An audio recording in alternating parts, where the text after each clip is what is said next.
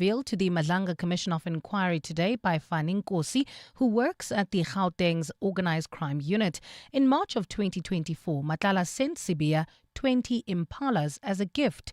When Sibiya testified before the commission recently, he denied agreeing to receiving this gift, but Nkosi has told the commission otherwise today. Tabiso Koba reports. Sergeant Fani Nkosi has been accused of being the middleman between Deputy National Police Commissioner Shadrack Sibiya and controversial businessman Vusimuzi Kat Matlala. WhatsApp texts show in March 2024, Matlala contacted Nkosi inquiring about ways to deliver the impalas. Nkosi then forwarded the inquiry to Sibiya, and the impalas were later delivered to the home of the Deputy National Police Commissioner. Did General Sibiya ever say to you he doesn't want to receive anything from Mr. Matlala? He never said anything. 3 months after the impalas were delivered to Sibiya's house, Matlala was awarded a 360 million rand tender from SAPS. Did General Sibiya ever tell you that he didn't want to receive anything from a service provider? No. Sibiya has denied playing any role in Matlala scoring the tender. Tabiso Koba, Eyewitness News. Former President Jacob Zuma wants the court to compel the TRC inquiry to disclose information he says demonstrates misconduct on the part of Commission Chair Sisi Gampepe. The information relates to an allegation that Gampepe assisted evidence leaders with how to respond to Zuma's application for her recusal. The application by Zuma is being heard in the South Gauteng High Court today. Former Presidents Zuma and Thabo Mbeki have objected to Gampepe chairing the TRC cases inquiry, citing alleged bias. Zuma's legal representative, Advocate Limpopo, has told a full bench of judges today that a whistleblower came forward with allegations of coaching against Gampepe. Mpofu described Gampepe's alleged action as misconduct as well as corruption. The chairperson had committed actions which amount to bias, gross misconduct and or corruption, in that she had inter alia coached and colluded with one of the parties in the Semenya SC recusal application, namely Semenya SC himself, in that she advised him of weaknesses in his case and even went as far as sharing research in her possession. The Limpopo Education Department is monitoring the flood situation in the province closely before making a decision on its next move. The department has suspended schooling in 2 districts due to heavy rain. The temporary suspension of classes affects children in the Vembe and Mopani districts, which remain the hardest hit. The South African Weather Service warned of heavy rainfall that could lead to localized flooding and the closure of bridges as well as roads. Mongezi Koko reports. The latest downpours come as Limpopo continues to recover from the January floods, which claimed the lives of at least 18 people. In response to the resurgence of severe weather, the Provincial Education Department has suspended schooling in affected districts for today and tomorrow, with the possibility of an extension. Authorities say incidents and structural concerns have also been reported in the Capricorn South and Waterberg districts, raising further safety risks for learners and teachers. Meanwhile, the University of Venda has also temporarily suspended face-to-face academic activities due to the persistent rainfall and flooding. In a notice issued yesterday, the university says the decision follows safety alerts about flooded roads, mudslides and damaged bridges, which pose risk to staff and students travelling to campus. The Provincial Education Department says learners who are unable to sit for scheduled tests due to the flooding will be given an opportunity to write them at a later date. Mongezi Koko, Eyewitness News. And travel suffered some disruptions at the Dubai airport after a drone-related incident sparked a fuel tank fire. In a statement released this morning, the airport confirmed, though, that flights were gradually resuming. The Dubai airport is usually the world's busiest for international flights. The UAE has reported 7 deaths since the war in the Middle East began. The deaths include 5 civilians and 2 military personnel who died in a helicopter crash blamed on a technical malfunction. On February the 28th, Israel and the US attacked Iran, resulting in retaliatory attacks from Iran targeting the Gulf region. Gold is trading at $4,982.80 an ounce. The rand is at 16.88 to the dollar, 22.37 to the pound, 19.32 to the euro, and Brent crude oil is at $105.77 a barrel. In Brakpan, there's roadworks causing heavy delays. This is on the N17 eastbound approaching Carnival City. Look out for those faulty traffic lights in Sandton, Grayston and Catherine. There's also traffic lights not working in Rand Park Ridge at Baysnode and the N1. It's a partly cloudy afternoon in Gauteng with showers expected. Temperatures have peaked at highs of between 22 and 23 degrees. The top story in EWN this hour: a former police officer has been identified as the man who allegedly shot and killed a key witness who appeared before the Malanga Commission of Inquiry. EWN, in touch, in tune and independent. For the latest, visit ewn.co.za or download the EWN app. You're with Relebogile Mabotja Live, streaming countrywide on the Prime Media Plus app. DSTV channel 856 92.7 and 106 FM.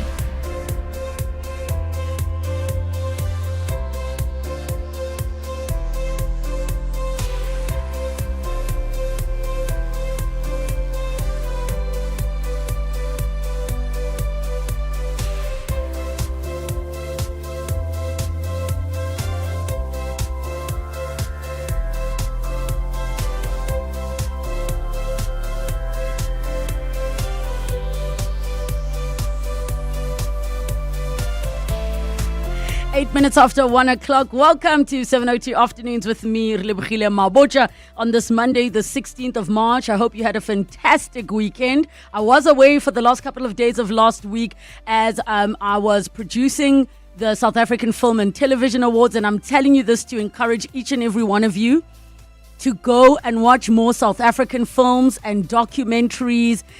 There is such great content, even in the Afrikaans genre, beautiful stories and documentaries and films and just wonderful work happening there. So I encourage you, if you want like a highlights reel or what are the things I can catch up on, go and see the winners or watch the show and catch up. There are beautiful stories out there, and I'm exceptionally proud of our industry, and congratulations to our phenomenal host Anelem Doda at our sister station 947, and also Deal or No Deal took home an award as well for Best International Format. So congratulations, Prime Media Studios, on that. Coming up in the show for today, I want to ask of you, what are the signs that let you know that a company doesn't pay their people well? What do you look at, and how do you assess that, these people, they are not being paid well, they're not being looked after? And share your experiences. Maybe you were not paying attention, you started working there, then you realize, oh, actually, this is the red flag I totally ignored. Movies and what to stream with Adelaide Moeng, who is founder of Movies and Stuff SA. I'm sure she's also going to touch on not just the SAFTAs, but the Oscars as well that took place over the weekend. Our travel feature, we're going to talk the Blue Train experience with Iga Motilska. And then we also are going to be having our parenting and parents feature in the next hour of the show, talking to Hey Modern Dad. I saw them doing something so cool on social media and said, please, can we get this group of men to come talk to us? Dads with strollers. So we'll be speaking to Delroy Tentani around that. And then the Naked Scientist is back. So all of your science-related questions, get them in with us. Get in touch, 011 883 0702. SMS us 31702. Tweet at Relebogile M at Radio 702 using the hashtag 702 Afternoons, and the WhatsApp line 072 702 1702. 702 Afternoons with Relebogile Mabotja on 702. Let's walk the talk. What are the signs that a company does not pay its employees well? And I think sometimes signs are not necessarily blatantly out there, that you see. But I asked somebody, what are the signs for you? And the first thing they said, if they are always recruiting people, they don't pay people well. Because why are you guys always recruiting? Why are there always vacancies? Why does it never stick that you keep your staff? Another sign that somebody mentioned is when they say things like, we are family here. We are like family. Because they're trying to use that, they emphasize that over compensation for the work that you do. The other one, and maybe this can help you guys, and let me know what your thoughts are, whether you're a recruiter or somebody's looking for a job. If they don't advertise in the job post how much you're going to get paid, I don't know if that's always a sign I don't know if that's always a sign, but maybe that could be the sign, is when they don't say how much the job is paying. There's a person, JJ, on my TikTok says, if the manager's drinking dragon.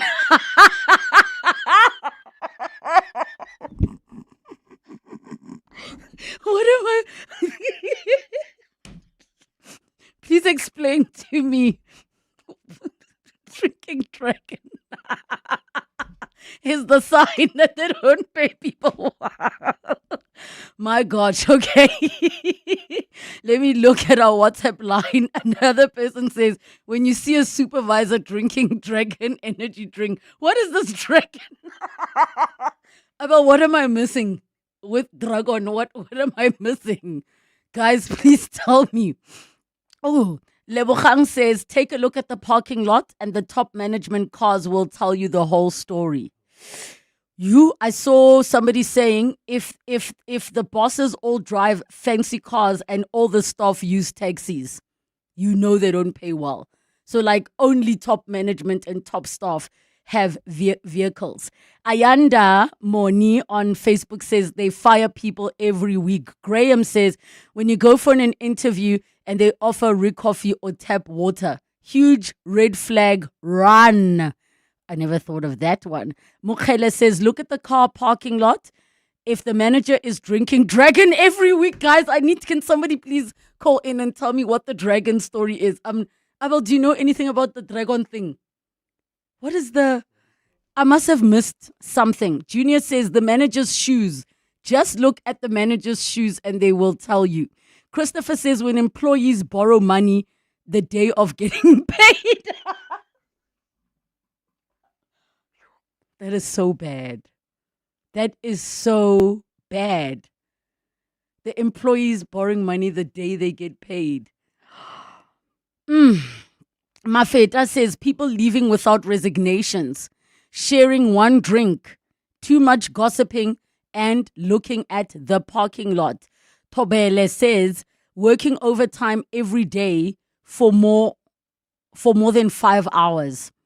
Barnard says how the office looks, you can tell by also looking at the employees. Kaya says when they hire you on the spot.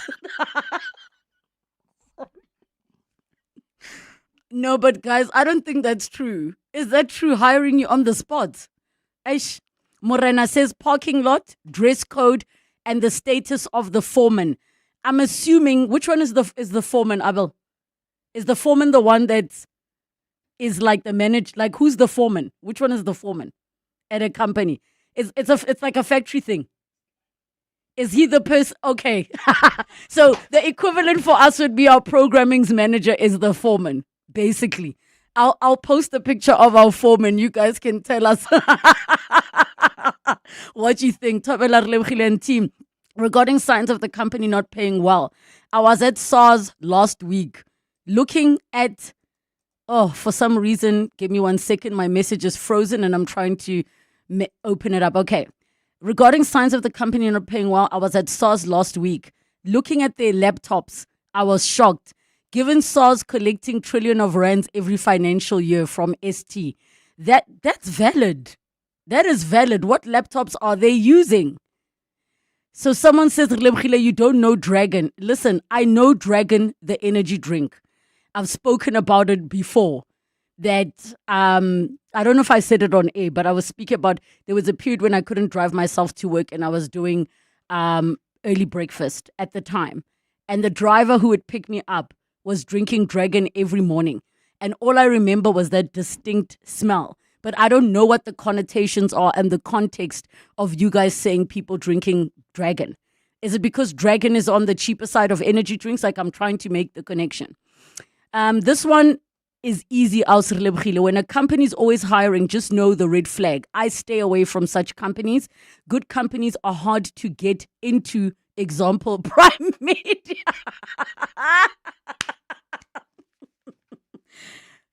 No comment. 011 883 702, the WhatsApp line 072 702 and 702. We go to the lines. Sammy in Centurion, hi. Let go. For me, based on my experience in the retail industry, if you see a company competing on lower prices, you should know that they don't pay their staff very well. Wait, pay them competing? Help me understand competing with lower prices. I don't understand. Like their main competition point, like their competitive advantages on price. Oh, okay. They compete on price. They don't compete on good quality service. They don't compete on the store layout. You know, their main competitive advantage is always prices. Lower prices. They invite you as a customer based on lower prices.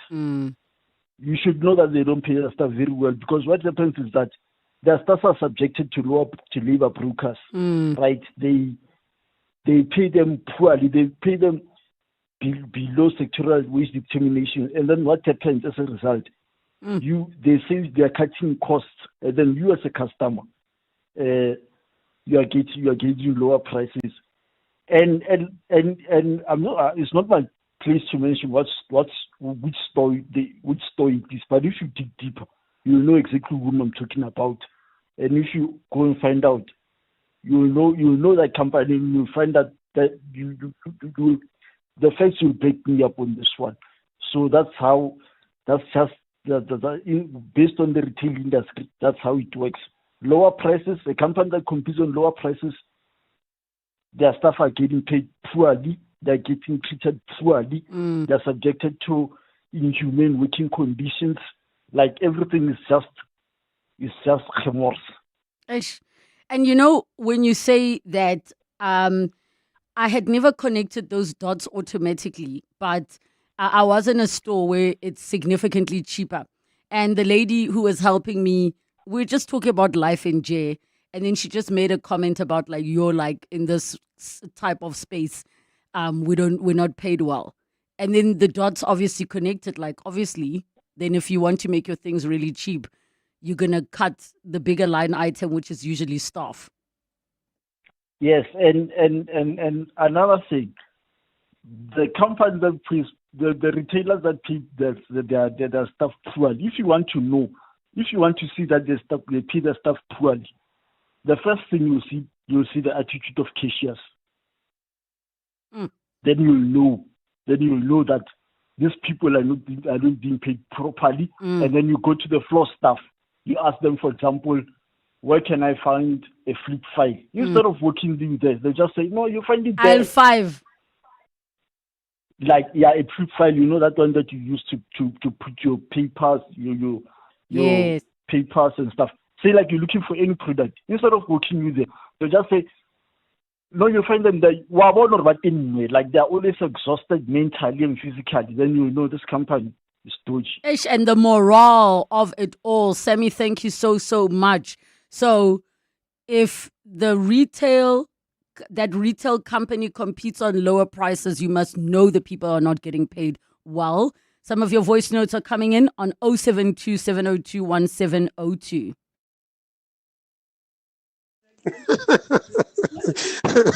Really, you are naughty, man. You are naughty. You're speaking to Donald, man. Another thing you'll see, man, not the company, the parking lot where the car parked. You'll see maybe there's few cars there. You must know this company is not paying. Most of the employees, they are using taxis, some using train. They must ring in your head. This company, no, it's not paying. It's Donald here, Mtembisa. Relebogile and the team is speaking to Togozani from Kempton Park, originally from Straight. You must look at the parking lot. It tells the story, Relebogile. It tells the story. Look at the parking lot. You see, when you see Boma Picanto, Boma Mahindra, and then you must run. They don't pay. Look at the parking lot. It tells the story. I'm telling you, Relebogile. Thank you. Thanks for a good show always. Bye-bye. Relebogile. A lot of the employees, they owe mashonisa. 98% of them, they owe mashonisa. Then you must know the company doesn't pay. Kitarua di proof. Good afternoon, Relebogile. Some companies will say, don't worry, the money will follow you. Don't worry, the money will follow you.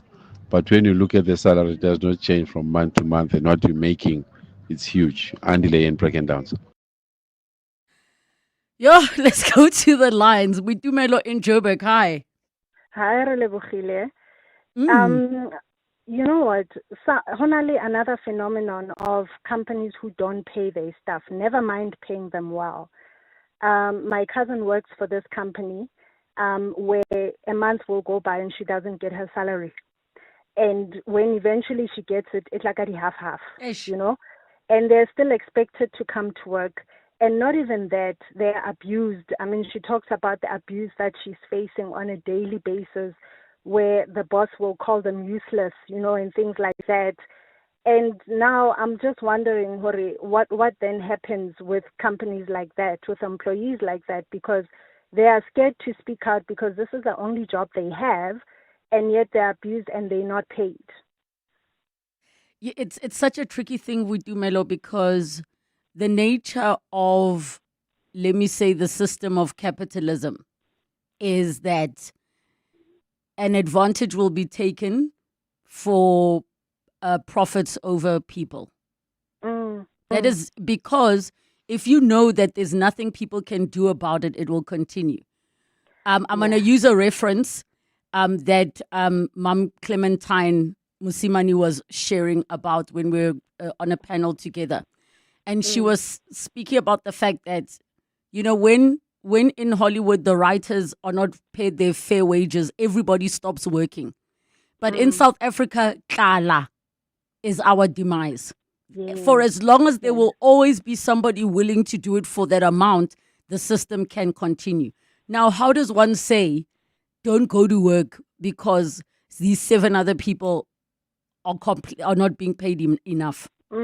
And that's the difficulty, and I don't have the answer, but I'm sharing the reality of how capitalism will work, is you rely on the fact that somebody's always ready to do it. And in my industry, not only is somebody ready to do it, they're ready to do it for free because they want the platform, they want the exposure.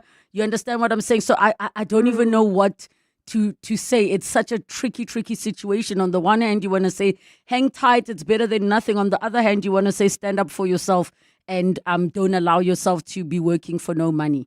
Lekono on Centurion, go ahead. Yes. How are you? Good, and you? You know, in the industry that I'm in, the events, when a client struggles to pay me my balances, I know, and you know what I do? If a client struggles to pay me my balance and he struggles, and then the other event, and then I know he always struggles, I always look at his staff. His staff members will always be new people. There will be 1 or 2 that sticks around. 1 or 2 that sticks around. You can see they're not happy. And you know, I get so disappointed when staff members come and complain to me, a client staff member come and complain to me, you know, we don't get paid. I imagine me, myself, not getting paid, because my staff members will tell you, I can stop everything else and hustle to get money to pay them. I will go to a client's shop. If a client hasn't paid me, I will go to a client's shop and stay there up until he pays me so I can pay my staff members. Because they're going to start stealing. They're going to steal if they don't get paid. And you're touching on something about people being miserable at a company. Like, that is such a big deal. I'm going to leave it there, Lukono. I want to try to get to as many people as possible. Tsepo in Sandton. Hi, Tsepo. Hi, how are you? Good, thanks. And you? I'm good. Go I ahead. used to work for a certain shuttle company whereby, you know, I don't know whether the owner thinks maybe we were happy by going with cars home. I don't know, but money, dololo. And then when I resigned, that's when he said, no, can we sit down and talk? And where I was going, I was getting basically almost 3 times what I was getting by him, with a fully paid medical aid and like everything, good benefits. And to be honest with you, it is sad whereby I know I've worked there for 15 years, whereby you see a person moving from a normal suburb to Hartbeespoort and buying a house there, buying one of the most expensive cars you can think of, but you drivers get nothing. Can you imagine, Tsepo, And maybe many people don't work for companies where their CEO's bonuses are announced publicly. Imagine you work for a company where you're earning little, but then you know how much the CEO's bonus is, the 25 million rand, whatever was negotiated. Gonna leave it there, Tsepo. Tabang in Pretoria, go ahead. Hi, how are you, Relebogile? Good, thanks, and you? I'm good. My take is when there is no payroll. So the boss is the one that's making payments, and each month is different. So you might get your payment early this month, then next month, then it's delayed. So yeah, if it doesn't have a proper structure or proper system of payments, then that's a red flag for me. And that is such a valid one. And I think maybe, Tabang, it's for a person to ask when they are negotiating, please show me a dummy pay slip. Yes, definitely. Because if they say we don't do pay slips, okoring. Yeah, because now there's some companies where you need to ask for your pay slip and then it's a problem. That's red flag. And as Tabang is saying, I'm remembering that I have a friend who worked for a company.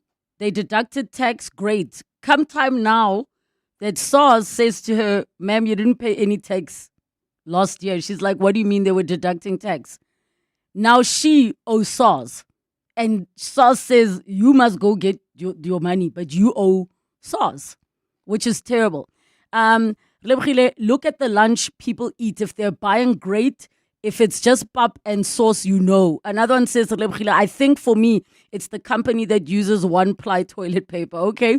Relebogile, your topic for today, my sister's child has been working for the company for the last 6 months with no pay. They promise something new all the time. The company is in Sandton. It is a shame. That is from Anonymous. And then another one says, when you're sitting in the reception, everyone who walks in greets you. People with money don't have time for greetings. And so many messages. When they say a company doesn't pay well if they regularly offer you a double shift on an already long 12-hour shift, which is illegal, but no one regulates this. This is from Chad, and so many more of your messages coming through.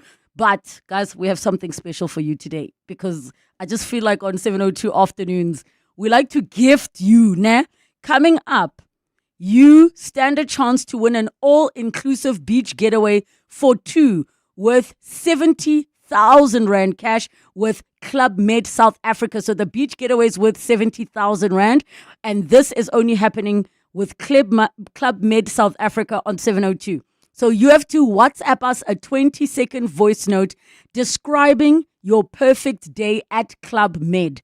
To 0727021702. So what would your perfect day be at Club Med? This beach day, this beach vacation, what would that perfect day be? From breakfast to sunset, paint the picture for us. Include your name and your ID number, and we could be calling you with a spot in the final. T's and C's and more on primemediaplus.com. Make sure you stay tuned. We're giving away a beach getaway.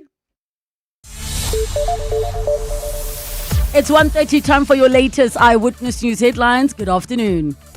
Thanks, Relebogile. Good afternoon. The man accused of murdering a key witness from the Madlanga Commission is not only a former officer, but currently works as a bodyguard for an influential family in Houghton. This has been confirmed by police following his first court appearance today. Matibandile Soteni appeared in the Brakpan Magistrates Court today in connection with the murder of Marius van der Merwe, who testified at the commission as witness D. Former President Jacob Zuma wants the court to compel the TRC inquiry to disclose information he says demonstrates misconduct on the part of Commission Chair Sisi Gampepe. The information relates to an allegation that Gampepe assisted evidence leaders on how to respond to Zuma's application for her recusal. This application by Zuma is being heard in the South Gauteng High Court today. And Beijing is preparing for the expected visit of US President Donald Trump, set to cement trade relations. The potential talks between President Xi Jinping and Trump are expected at the end of the month. Trump has recently pressured NATO allies, including China, to help reopen the Strait of Hormuz. Those are the headlines. This EWN and more at 2 or as it happens. EWN Traffic. Well, at this hour, if you're leaving Sandton heading towards the Midrand area, there's slow-moving traffic M1 northbound between Marlborough Drive and the Butlu interchange. Otherwise, the rest of 702 land are looking pretty good. Just look out for those faulty traffic lights in Sandton at Grayston and Catherine Street. There's also traffic lights not working in Rand Park Ridge at Bayers Nordia and the N1, as well as in Midrand. Traffic lights out of order at Olifantsfontein Road and the N1. If you come across any other traffic issues, kindly WhatsApp us on 072 702 1702. There's more EWN on air, online, and on the EWN app.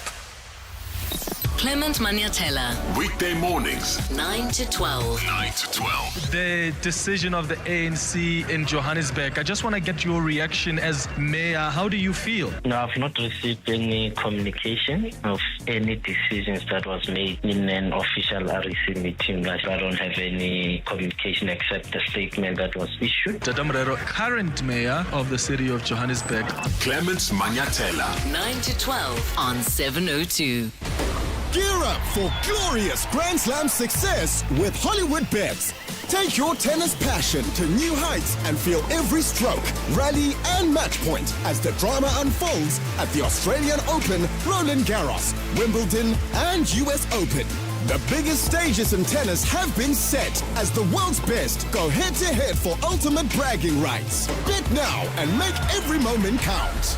T's and C's apply. Hollywood Sportsbook is a licensed betting operator. No persons under the age of 18 years are permitted to gamble. Winners know when to stop. South African Responsible Gambling Foundation toll-free counselling line 0800 006 008 or WhatsApp help to 076 675 0710. This is what progress sounds like. At South African Airways, we've added more aircraft to the runway, increased our flights from just over 1,000 in 2021 to over 24,000 last year. And we continue to add more destinations and routes. It's steady progress over time. We know there's still work to do, but every day we're building something stronger. An airline that shares the resilience of the country it carries. South African Airways. Book your next flight at flysaa.com today. The Money Show. Weekday evenings at 6. Fuel Industry Association now telling larger users petroleum companies are only going to supply the volumes that they've already agreed to contractually. The moment people, they want to buy more than what they are contracted to, you are going to create an artificial short, in the market. And while we know very well that, yes, there is no shortage. Yes, we are operating in a tight environment. Abafani Chufalaro is the CEO of the Fuel Industry Association of South Africa. The Money Show on 702. Let's walk the talk. The Money Show, Stephen Curtis, is brought to you by ABSA Corporate and Investment Banking. Trade powers Africa's growth, and businesses that succeed are those able to manage risk, optimize liquidity, and move confidently across markets. ABSA Corporate and Investment Banking helps enable your trade flows for growth. ABSA is a registered FSP. T's and C's apply. 702. Movies. 25 minutes to 2 o'clock, time for movies and what to stream with Adelaide Moyeng. Make sure you follow on the socials, Movies and Stuff SA. I'm so excited that we are kicking off with all things basically awards that have happened over the past weekend. Adelaide, happy Monday. How are you doing? Happy Monday, sis. Congratulations on the SAFTAs. It was really, really amazing. Thank you so much, and I'm glad you enjoyed it.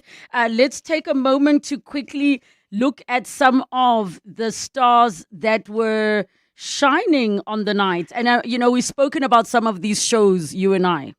And you know what? I really like the fact that this happened just after the really heartbreaking news that we've been hearing, about the streaming service Showmax shutting down. So when I saw the SAFTAs happening and all the wins that were coming, really felt like a beacon of hope. I don't want to sound corny, but I really feel like it's a really nice way to come back from it, to know that there's still hope, to know that there's people who are being rewarded for their lifetime work that they've done, for the hard work that crews put in, that is unseen by people but is enjoyed by everybody. Best feature film I saw was Death of a Whistleblower, which I absolutely loved. I think it's probably, it's such an important film, especially in the political climate that we are in right now. If you've never watched it or seen it anywhere, if you see it on any of your streaming platforms, please watch it. It is by far the best execution of what is happening, like I said, in politics, in whistleblowing, and it's also based off of some true events as well. Definitely something that you should get into. Best soap going for Scandal, Not Surprised. Best TV drama going for Record 2, which has done so well. It even got Emmy nominations as well, I must say. And also Best Novella being Youngins is such a really, really good thing because Showmax exclusively produces Youngins. So I think that's also a win for them as a streaming platform to know that a show that they invested in and saw through actually brought them really great results. Obviously, some of these others, the list is also really long. Best actor in telenovela as well, Bonka Khoza. Congratulations to him. He did such a great job in that series. His acting style and trajectory is also just on the rise. Really amazing. And I'm just really so happy for everybody. Even best achievement in directing as well, TV drama, which is Catch Me a Killer. I could go on. The list is so long. The fact that there were so many great award ceremonies happening this weekend, for me, was a pleasure. I had so many things to Can I watch. add the one for me that was the most emotional? Like, I mean, I worked on the show. I knew what to expect, but what caught all of us off guard, and we were even teary in the Obi van, is when Michelle Buertes took the award for Best Supporting Actress posthumously. And her daughter came up to accept the award on her behalf. Like, my heart, my heart. Cheryl de Villiers Haynes, we got to enjoy her work, man. May her soul just continue to rest in peace. And Soki as well. Her daughters were on stage with her, so emotional, shaking from the fact that their mom had won. I thought that was such a beautiful moment as well. Wait, one more. The Scandal actor who is 16 years old, Dikhogonolo, a child star who won a Best Actor award. So that's also my highlight. It was so funny because he was in the show, and I'm telling you only, Adelaide, I'm only telling you the secret. He was supposed to introduce one of the performances, but we didn't realize that him winning was somewhere, so we couldn't find him. Oh no! When it was time, the panic. We couldn't find him. But he had his moment on stage, so he didn't introduce, but he had his moment because we hadn't got to the part of if he wins, where are we fetching him? So there's one secret for you. That's amazing. No, well done, guys. I really enjoyed it, honestly. All right. Do you want to briefly touch on the Oscars before we go to the shows? Oscars. My crush, Michael B. Jordan. Well done. And also the woman winning first time for Best Cinematographer highlights. Yes. I think, you know what, I did do some predictions last week, and I think the only one I'm the saddest about is Delroy Lindo not winning. I genuinely thoroughly hope that he was going to win. I feel like without his presence in that film would have not been what it was. And Sean Penn won, and he wasn't even there to collect his awards. I think that stung a little bit for me. But the fact that Sinners won in all of the categories that I had hoped that they'd won. I mean, Ryan Coogler making history, first time ever to win an Oscar for screenplay, first black person as well to win that award in the history of the Oscars is momentous. Even having a best cinematographer as well go for, I'm just forgetting her name currently, but she really did a great job as well. I mean, the fact that she was using the IMAX cameras as well with these different lenses also just gave such a different texture to the film. I'm just really glad that Sinners won in the categories that we wanted them to win. Oh, her name is Just Autumn. Just check your finger on the mic. Sorry, can you hear me now? Much better, yes. Yes. Her name is Autumn. Autumn won for Best Cinematographer or Cinematography as well, which was amazing. And she deserved that undoubtedly. And of course, one battle after another won. Paul Anderson, I knew he was also going to win that as well for Best Director. And I mean, Frankenstein as well. I'm glad Frankenstein won for Best Production Design. It was well worth it. I mean, I knew it was going to win. I feel like it was quite obvious. I mean, even Avatar also winning for Best Visual Effects. If you've seen Avatar Fire and Ash, you'll understand why. I feel like this is going just as people would have wanted to. I think they pleased some of the Academy, and they pleased some of the audiences as well in the wins that they gave us. I really have no complaints, when it comes to a lot of the winners that we saw last night, or well, this morning, that is. And yeah, I just hope that, Michael B. Jordan doesn't get the Oscar curse. That's all I'm praying for. Ooh. Oh, wait, let's explain to everybody what the Oscar curse is, because it can seem like, what do you mean the Oscar curse? So are you referring to the one where you win this Best Actor award and then suddenly you don't have any jobs? Like we saw with Adrian Brody, who won Best Actor for, was it The Pianist, or I can't remember? Yes, I mean, even Cuban Gooding Jr., since he won that, it never came back. Jamie Foxx as well. What happens is they win this prestigious award, and you would think in the real world you're supposed to just get a good project after another one, but they end up getting, some projects that are just not as great, and then they don't get awards anymore, and it's just a really downward trajectory. So I'm really hoping that the Oscar curse does not touch him, because he deserves this award. He really did. All right. And then let us quickly look at, I'm not sure if you want to talk jury duty, reminders of him inside the Manosphere. Which one do you want to go with? I'm going to try and get through all of them. So Inside the Manosphere is a documentary on Netflix currently that all parents have to watch. I implore for all parents to watch. Actually, everybody should watch this, but mainly parents. It's actually about a legendary documentary director as well, Louis LaRue, who actually goes into the Red Pill Society. We all know that it's been happening and it's been existing for some few years now, where the Red Pill Society has been infiltrating a lot of our younger kids' minds, especially teenagers, and they have very weird and not so great messaging. And so he essentially goes and approaches all of the most influential guys in this space, and he interviews them. And these are people who are inspired by the likes of your Angie Tate as well. And he has one-on-one interviews with them, follows them around to see how they got to the stardom and the success that they had.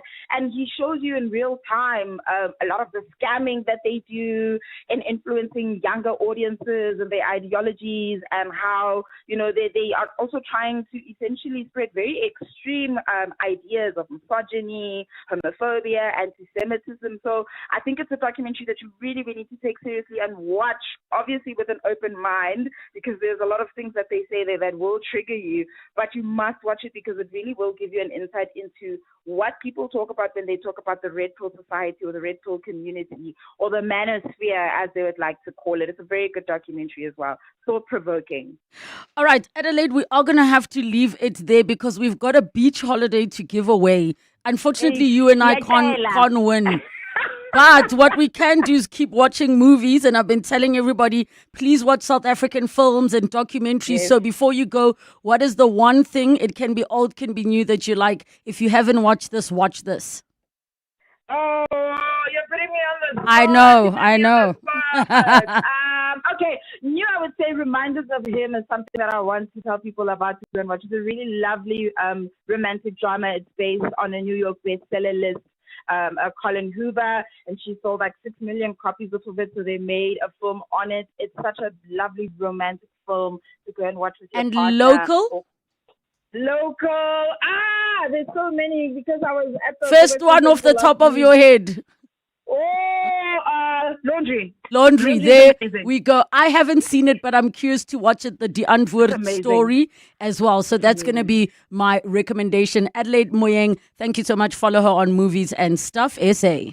From ocean view mornings to safari sunsets, your next unforgettable travel adventure starts with Club Med South Africa on 702. All right, guys, this week 702 and Club Med are celebrating the new Club Med South Africa Beach and Safari Resort opening in KZN this July. So to mark the occasion, we're going to be giving you a chance to win an all-inclusive beach getaway for two worth 70,000 Rand. Today is Dream It Monday. And we've asked you to send us a 20-second voice note on 072 702 and 702 describing your perfect day at Club Med, from breakfast by the ocean to sunset in the bush. If you did and included your name and ID number, well, we could be calling you with a spot in the grand finale happening this Friday here at our studios, Club Med South Africa Beach and Safari Resort in 702. And of course, TC's and more on primemediaplus.com. So now, this is where we are. And which do you prefer, beach holiday or safari adventure? Because now you don't have to choose. The new Club Med Beach and Safari Resort in KwaZulu-Natal brings you both in one breathtaking destination. Spend your days either relaxing by the ocean or spotting the Big Five, and your evenings enjoying world-class dining and entertainment. It's a holiday unlike any other. Book your stay today at clubmed.co.za with a Club Med travel advisor or your preferred travel agent. So somebody reached out. And here we go. We've got joining us Puleng Precious Naiketsane from PE, but now you're based in Joburg. Are you a Josie girl now, Puleng? Yes, I am. You're a Josie girl. Welcome to it. All right, ma'am. So we asked you to do something simple. Let's take a listen to your voice note. My perfect getaway is somewhere peaceful and warm. Waking up to the sound of the waves and enjoying great food, trying new activities like kayaking and deep ocean dives during the day, and ending it with a beautiful sunset. It's about switching off from everyday stress, relaxing and having fun. Ma'am, that's your perfect beach day, Ospuleng? Yes, it is. Why are you smiling so hard? You sound, what's happening, babes? Are you crying or smiling? I'm imagining myself being there already. I'm just like excited. You're imagining, and you see, already we're talking about beach and safari. Yes. Okay, so who would you be taking with you if we give this to you as your +1 to your dream day at Club Med? Definitely my sister, Dineo. She's my day one, yeah. She's your, I thought you were going to tell me about your man's, girl. It's not. Yeah. He can wait his turn. It's you and sister time. I support you. I support you. Are you guys going to do matching outfits? No, we're not like that. We're very individualistic together. So we just, we like coordinating in terms of outfits, but not matching. I see. Well, Puleng, you are winning yourself a spot in this Friday's grand finale. You could be walking away with an all-inclusive beach getaway for two worth 70,000 Rand thanks to the new Club Med South Africa Beach and Safari Resort on 702. So what it means is you need to stay on the line. Our producer's going to take all of your details, and the announcement will be happening this Friday. But to everybody else, for your chance to win, tune in to 702 Afternoons with me, Relebogile Mabotja, tomorrow to find out how to enter. T's and C's and more on primemediaplus.com. In the last 24 hours, this is what's happened in your world. President Cyril Ramaphosa gave the National Assembly an update on the deployment, which has already started in some provinces like Gauteng. He says the deployment will take place along other measures like strengthening anti-gang units. But Ramaphosa says making the deployment permanent is not part of the plan. It can never be a temptation because it costs a lot of money. So they are a temporary intervention to help us to stabilize the situation. Ramaphosa says communities have responded well to the deployment. EWN, in touch, in tune, and independent.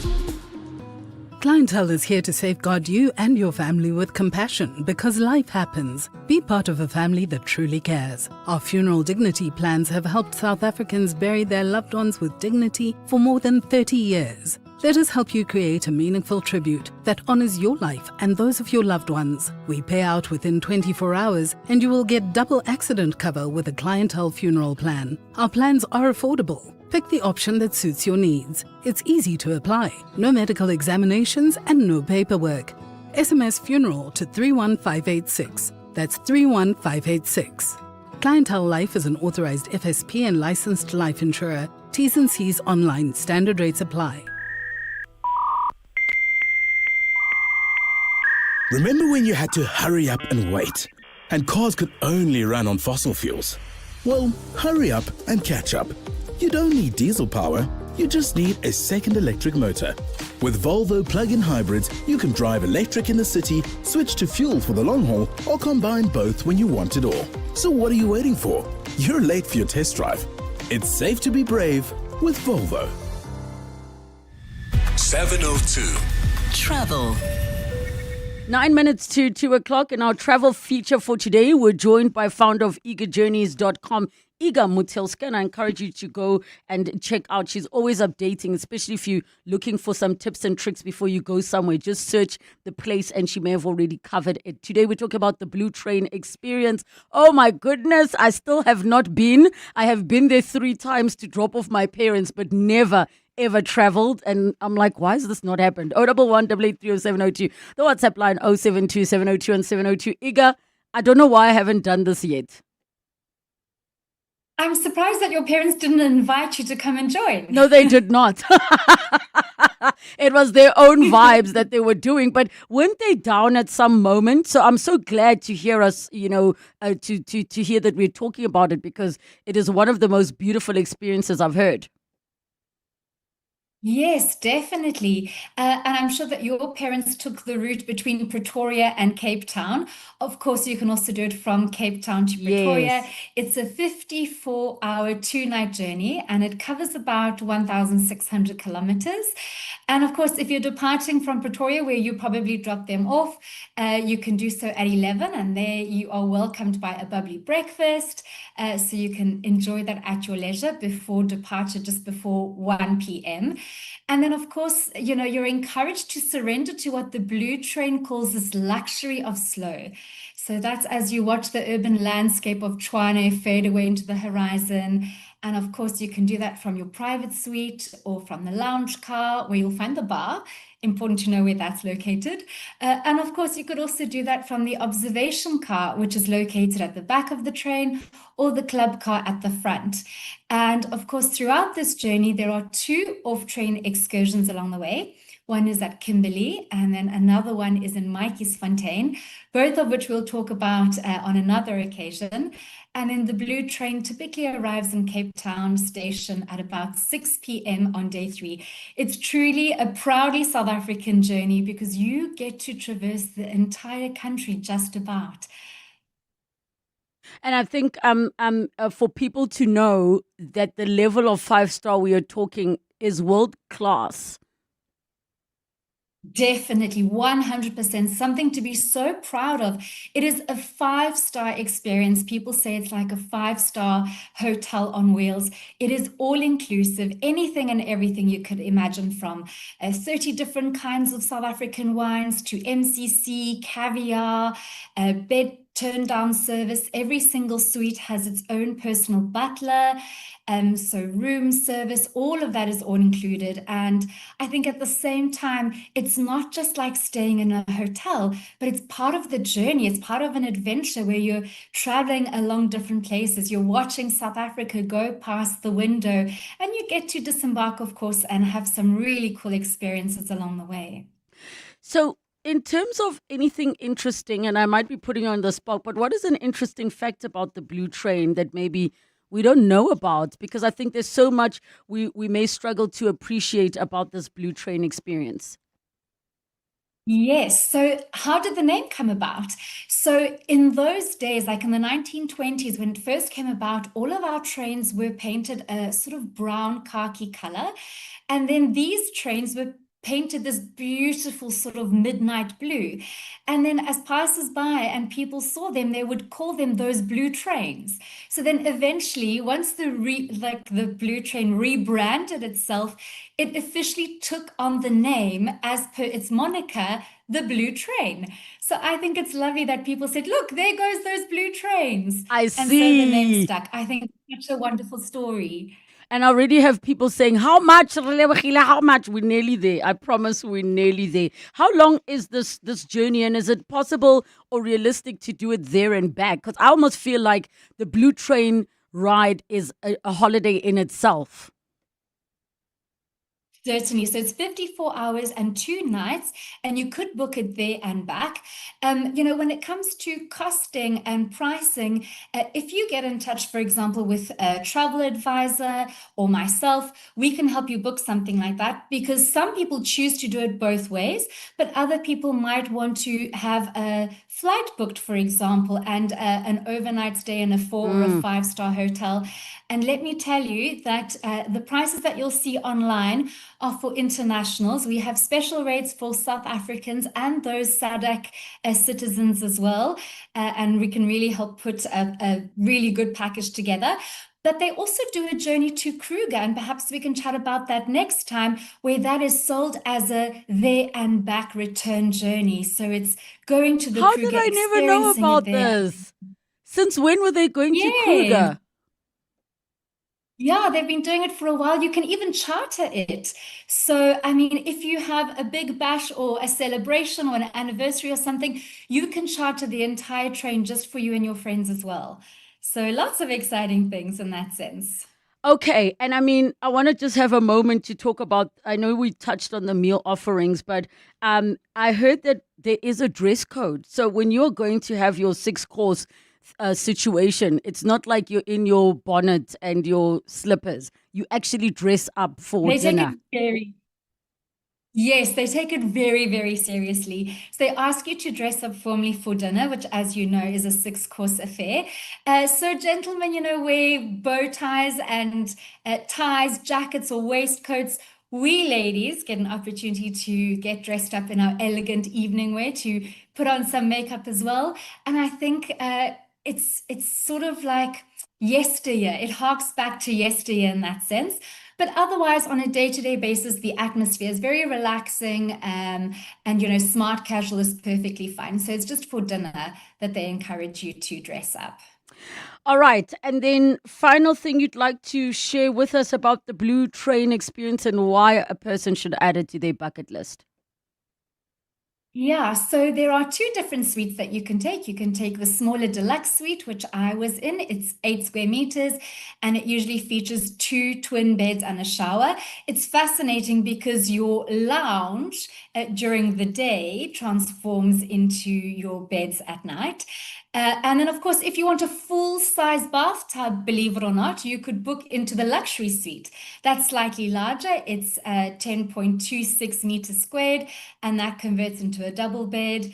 All of the suites have air conditioning, underfloor heating, of course, cotton bedding, and as I mentioned, 24-hour butler service. Anything and everything that you would want. If you want bubbles in bed, or some salmon or late night room service, you can certainly do that. And then in the car up front, the club car, they also offer complimentary cigars. So that's the place where you can actually sit down and have a cigar or smoke as well. Otherwise, the observation deck has lots of games. It's a beautiful place just to sit and look and watch South Africa roll by through these beautiful floor-to-ceiling windows. How can people book to get onto the Blue Train? Yes, I would recommend getting in touch with your travel advisor, because if you're South African or a SADC citizen, you can get really good discounts, not what you would find online, and they'll help you organize a package. I also encourage going during low season, which is between January through August. That's when you'll get the best prices. The website is bluetrain.co.za for more info. But as Iga has advised, get hold of your local travel agent. I'm seeing somebody on my TikTok live saying the website for the Blue Train markets to international tourists. It looks expensive. So that is the trick, so that you can get access to the local pricing. Iga Matilska, thank you so much for joining us. Her website is igajourneys.com. And the next hour of the show, Parenting and Parents, we're talking Hey Modern Dad. And then The Naked Scientist. It's 2:00. This is EWN. Good afternoon, I'm Bali Dlamini. The man accused of murdering a key witness from the Madlanga Commission is not only a former officer, but currently works as a bodyguard for an influential family in Houghton.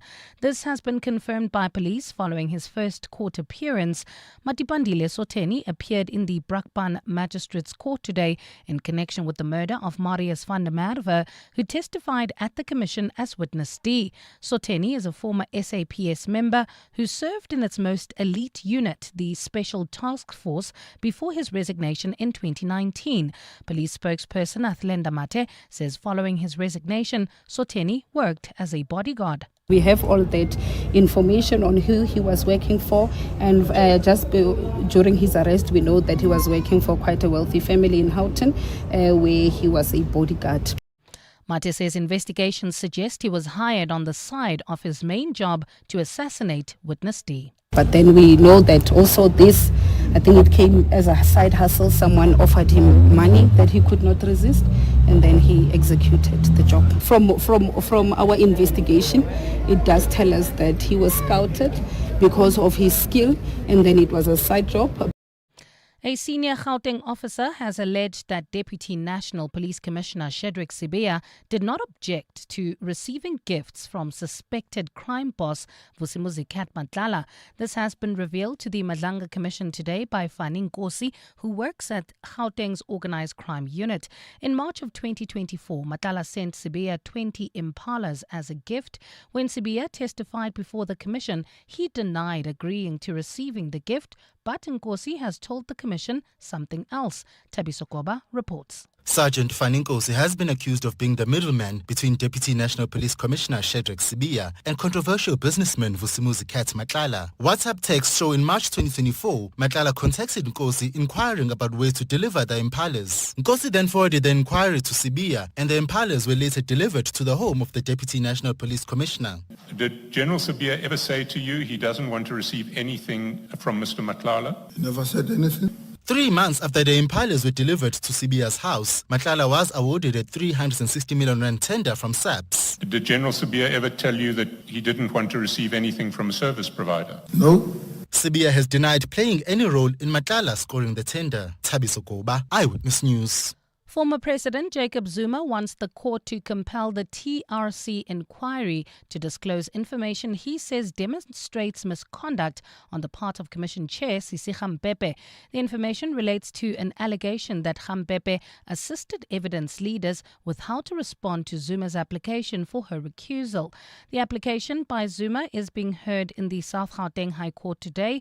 Former presidents Zuma and Thabo Mbeki have objected to Gampepe chairing the TRC cases inquiry, citing alleged bias. Zuma's legal representative, Advocate Limpopo, has told a full bench of judges that a whistleblower came forward with the allegations of coaching against Gampepe. Mpofu described Gampepe's alleged action as corrupt. The chairperson had committed actions which amount to bias, gross misconduct and or corruption, in that she had inter alia coached and colluded with one of the parties in the Semenya SC recusal application, namely Semenya SC himself, in that she advised him of weaknesses in his case and even went as far as sharing research in her possession. The Limpopo Education Department is monitoring the flood situation in that province closely before making a decision on its next move. The department has suspended schooling in 2 districts due to heavy rain. The temporary suspension of classes affects children in the Vembe and Mopani districts, which remain the hardest hit by the heavy rains. The South African Weather Service warned of heavy rainfall that could lead to localized flooding and the closure of bridges and roads. Mongezi Koko reports. The latest downpours come as Limpopo continues to recover from the January floods, which claimed the lives of at least 18 people. In response to the resurgence of severe weather, the Provincial Education Department has suspended schooling in affected districts for today and tomorrow, with the possibility of an extension. Authorities say incidents and structural concerns have also been reported in the Capricorn South and Waterberg districts, raising further safety risks for learners and teachers. Meanwhile, the University of Venda has also temporarily suspended face-to-face academic activities due to the the persistent rainfall and flooding. In a notice issued yesterday, the university says the decision follows safety alerts about flooded roads, mudslides and damaged bridges, which pose risk to staff and students traveling to campus. The provincial education department says learners who are unable to sit for scheduled tests due to the flooding will be given an opportunity to write them at a later date. Monge Zikoko, Eyewitness News.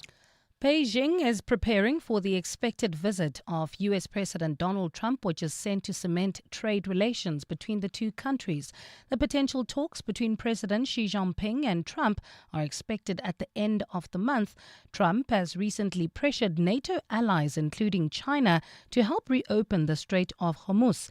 The waterway, critical to oil transportation, has been effectively closed by Iran in retaliation over the U.S. and Israeli war.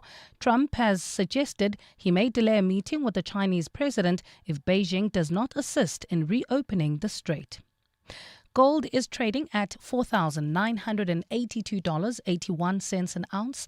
The rand is at 16.87 to the dollar, 22.38 to the pound, 19.31 to the euro, and Brent crude oil is at $105.78 a barrel. Leaving Sandton heading towards Midrand, we still have bumper-to-bumper traffic. This is on the M1 northbound from Marlborough Drive to the Bacloon interchange. Look out for those faulty traffic lights in Rand Park Ridge at Bayers Nodia and the N1, as well as Bayers Nodia and Jim for sure. It's a partly cloudy afternoon in Gauteng with showers expected. Temperatures have peaked at highs of between 22 and 23 degrees. The top story in EWN this hour: the man accused of murdering a key witness from the Malanga Commission is not only a former officer but works as a bodyguard for an influential family in Houghton. EWN, in touch, in tune and independent. For the latest, visit ewn.co.za or download the EWN app. You're with Relebogile Mabotja Live, streaming countrywide on the Prime Media Plus app. DSTV channel 856, 92.7 and 106 FM.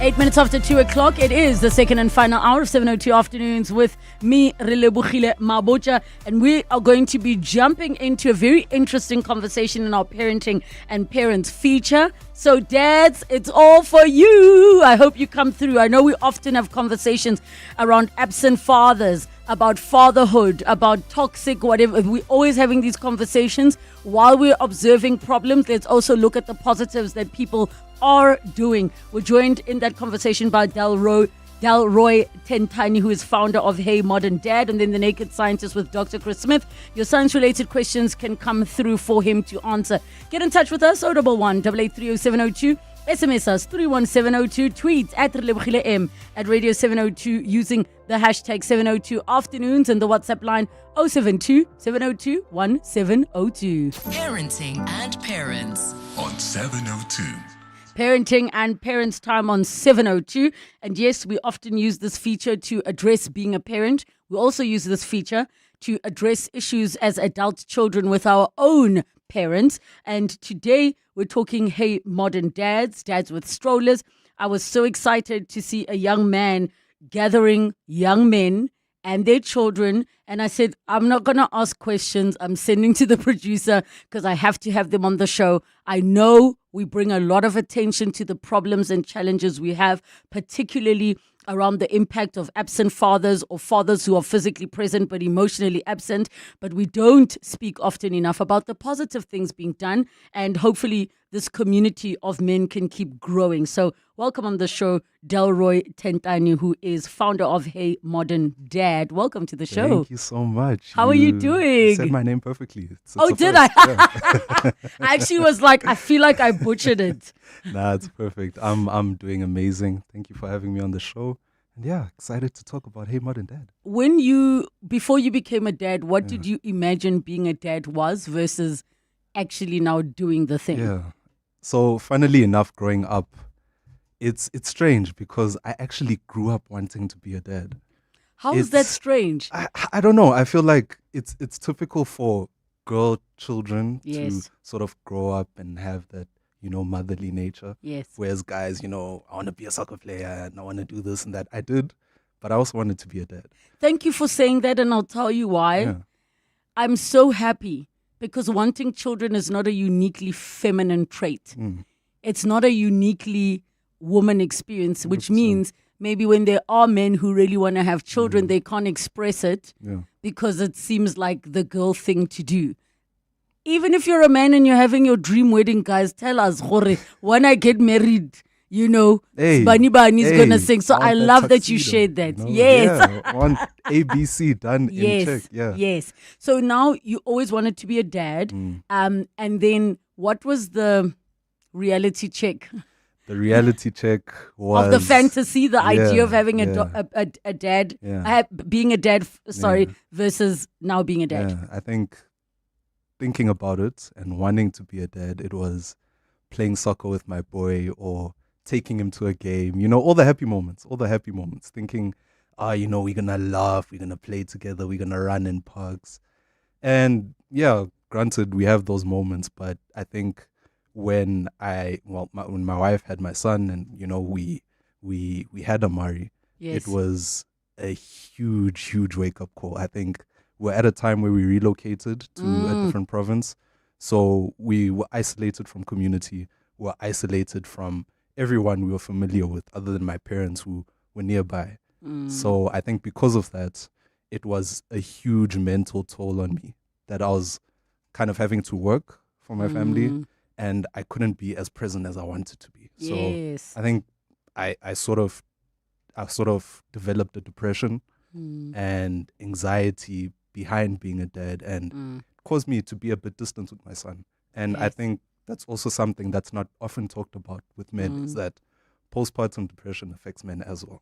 And I not just think, women. yes, and I so appreciate your vulnerability and sharing that because I've heard men express how realistically when a baby's a newborn, all they need is their mom. Yeah. So also for a man to figure out what does the role of dad mean in this period where the baby still thinks that they and mom are one person. And beyond the labor aspect, what is the role of dad other than making sure mom is fed and all these things?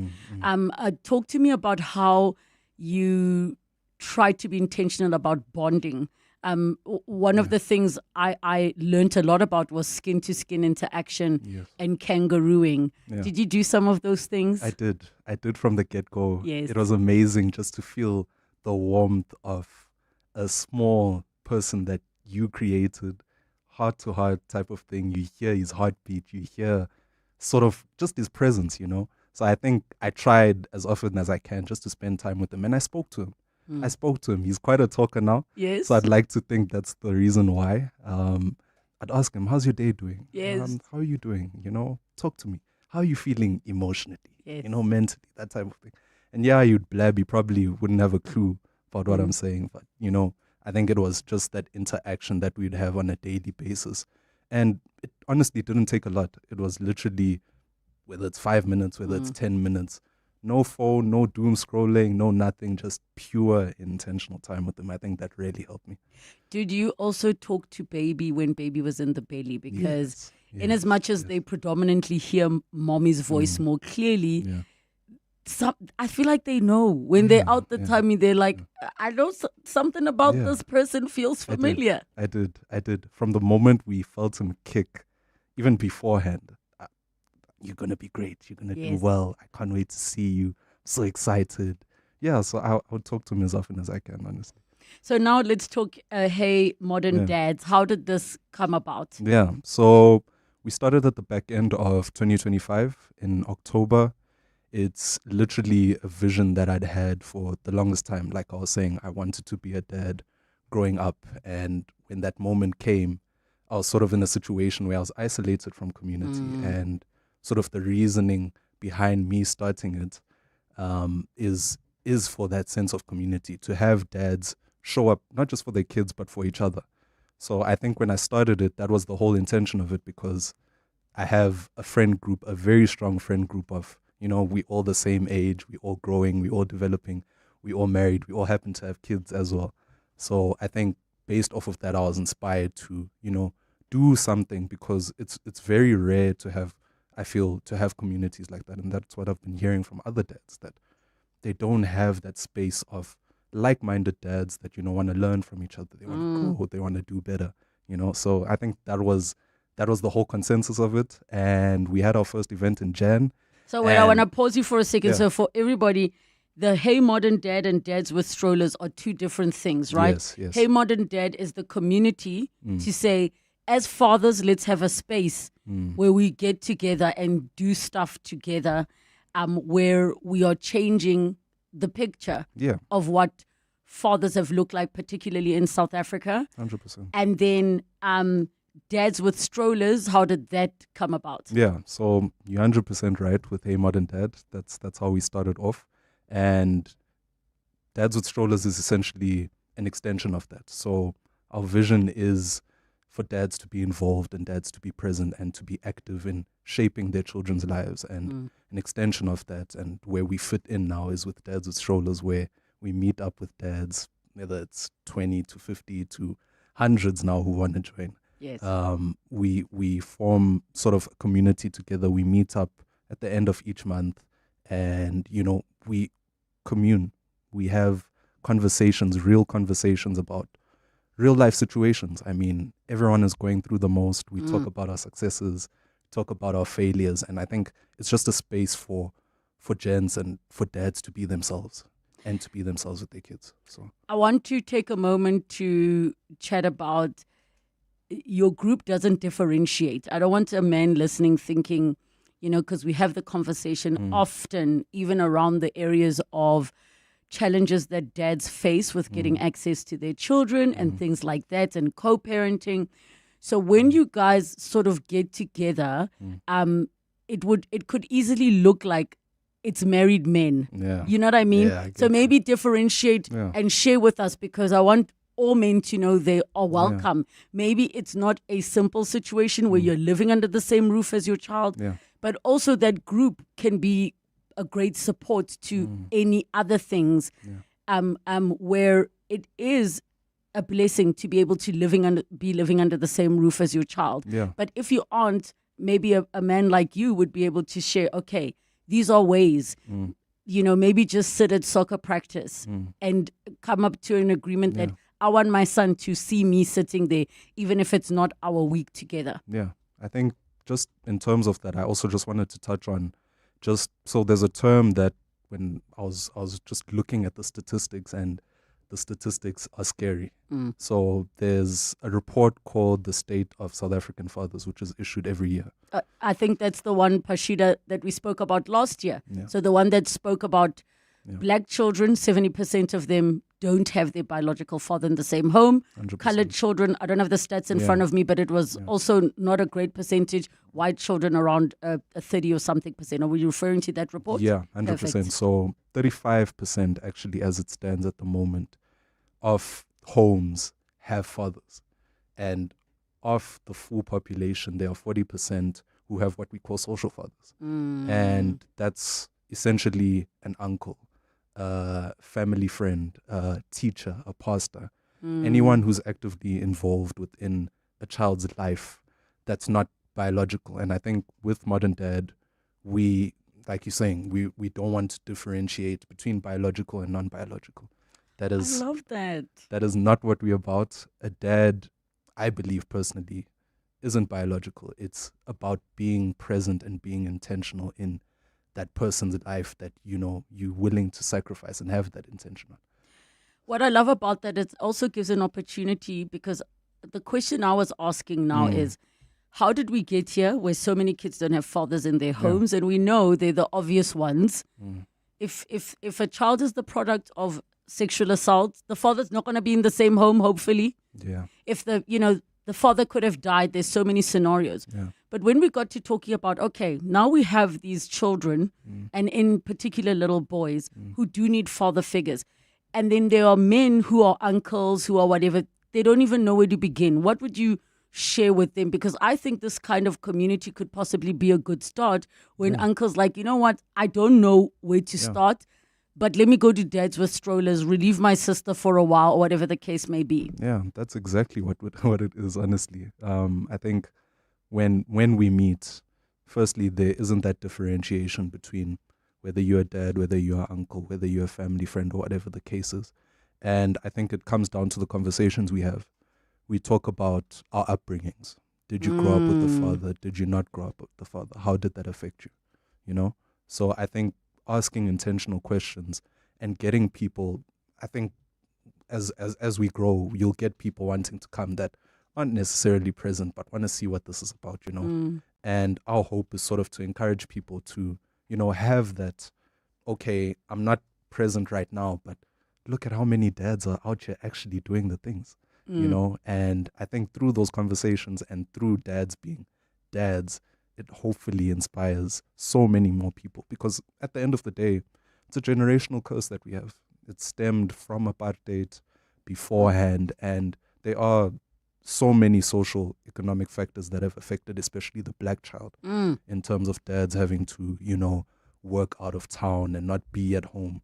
But ultimately, as time has gone, presence is the most important thing, and it's not just financial, it's not just being physical. There's emotional presence, there's mental presence, there's that feeling of, you know, my dad is here, my dad sees me, and no matter what happens, I have my dad to fall back on. And that's what we hoping to plant a seed in people's minds, whether they show up or whether they don't. So and in terms of now bringing it back to what you shared about the postpartum depression as a man, and I can only assume it's such a difficult conversation to have, especially if you have a wife or a partner who they themselves are dealing with their own level.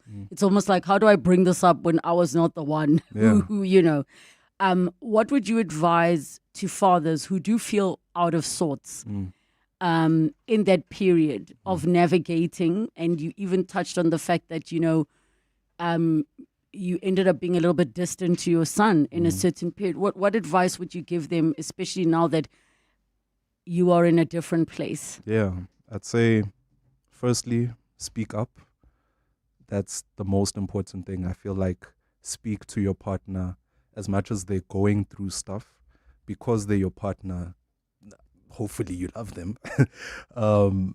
They should be there to understand what you are going through. Maybe they don't have the solutions, maybe they don't have the answers, but it makes so much more of a difference to just speak up. Whether it's to your partner, whether it's to a friend, whether it's to a close relative who understands what's going on and has been in your shoes. It's just speaking up. I think that's what happened with my wife. I think things were going bad. Things were really bad, and she could notice that I was out of sorts, you know. So she brought up the topic, and I was like, look, this is what I'm feeling at the end of the day, and I don't feel like I can continue along the same path and this trajectory that I'm under, you know. So I think speaking up, that's as simple as it sounds and as difficult as it is. That's all you need to do. Did talk therapy help you, or was it reaching out to your existing community? It was existing community. So luckily, I've had that community for me, and I think speaking up really, we talk to each other about all sorts of things. It's not just, you know, talking about the game on the weekend and that type of thing. We have real conversations, and I think that's what sort of gave me the confidence, you know. I think it just also highlights the value of having a proper community. Please share your view when we talk about a modern dad. What is that? Especially because there is this thinking, and it's not gender specific, that, well, if you aren't paying, if you aren't financially supporting, then don't come, don't whatever. Or a person feels like, if I show up empty-handed, I'm basically useless. Yeah, that's the reality, unfortunately, with the way things are, with the rates of unemployment that's there. And, you know, just the social ills that are there at the moment, you know. So I think a modern dad we would define as someone who shows up for their children, they show up for their partners, and they show up for each other. And ultimately, it's that intentionality behind showing up more than financially. As hard as it is as men, we definitely understand that finances are important and they help us as families. But ultimately, if you're not there present and you're not there intentionally shaping the life of someone who is going to look up to you, you know, I feel like that's important, and that's what we define as a modern dad. What did you guys do at your event? And Yeah. I know you had one quite recently. Dads with strollers. How many showed up? Tell us what Yeah. went down. So we had about 35 dads that showed up. There's hundreds that are currently fighting at the moment to show up to the next one. Yes. But yeah, essentially we met up, had a quick prayer. I think one of the most important things that we are modern dad is to have a biblical. Sorry to cut you. I just forgot to ask. Like, Yeah. we've been saying dads with strollers event, but we Yeah. didn't even say, you know, if somebody's listening, they've got a 10-year-old. Yeah. You're not saying don't come because your kid ain't in a stroller. So let's just define that quickly. We can make a plan. We can fit him in. No. I think the term itself stemmed from sort of the relationship that I have with my son. He's still young enough to be with the stroller, but as we've expanded, you know, even at our most recent event, we had early teenagers show up. We had your 8-year-olds, 7-year-olds, the likes that were there. So, you know, it's not limited to people in strollers, but I think just to have a name, that's what we started off with. So, yeah. I want to take a quick caller before we wrap up on the dads with strollers. Mpa, in Brooklyn, you have a disagreement with this idea of a father figure to look up to. Share your thoughts. Entirely. I do not agree with this thing that is idealistic, that life has to have this one for you to look up to. I grew up a single child. I had to fend for myself, no father figure, nothing. I'm a successful, highly educated person. I did not look up to anyone. So this is a fallacy that you must have a father figure or a figure that you look up to. All these things are from inside. You have to motivate yourself inside. Sorry to cut you, Mpa. All the adversity. Can I ask you a question? The only Go thing ahead. you addressed as proof that you don't need a father figure is success. What is going Not only that. No, Not no, no. only that. Oh, yeah. I also mentioned that it's inside, it's internal. It's something that motivates you internally. You don't need anyone. So can in I this ask you a world. question, Mpo? Go ahead. I don't want to dismiss that. I think there's a difference between surviving, not having a father, and still thriving, and actually not making that the standard.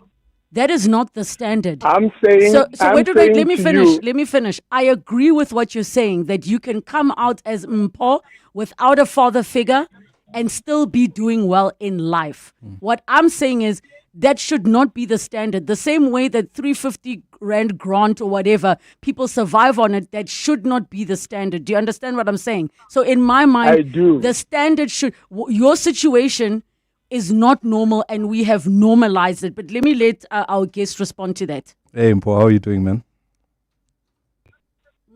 Mpo? Hi. Hey, Hi. Mpo.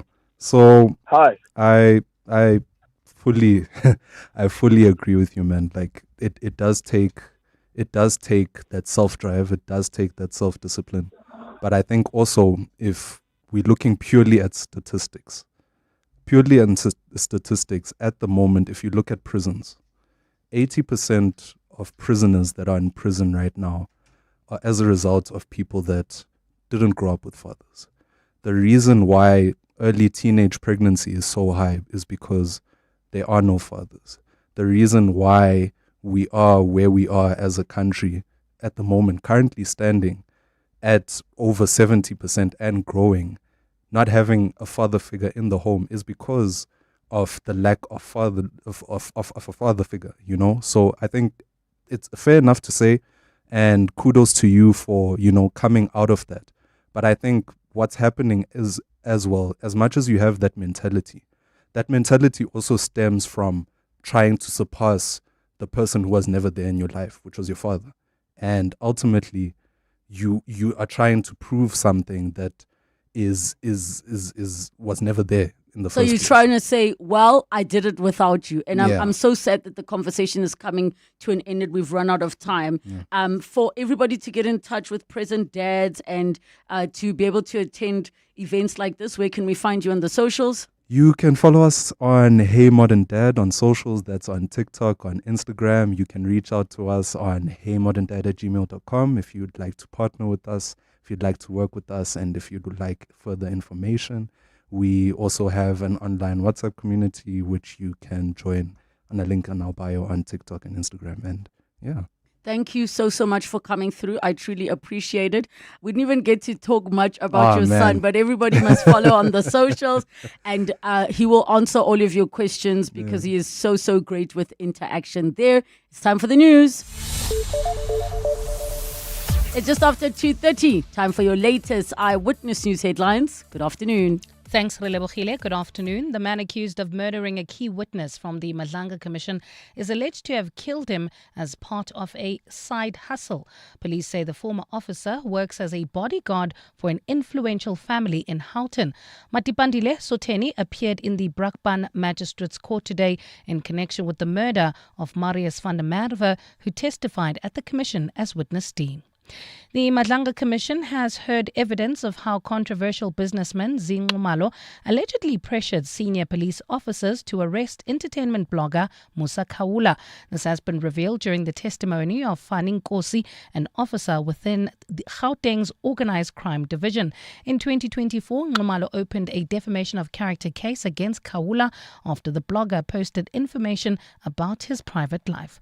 And the ad hoc committee investigating allegations of police corruption will discuss a letter from convicted murderer and rapist Thabo Bester today.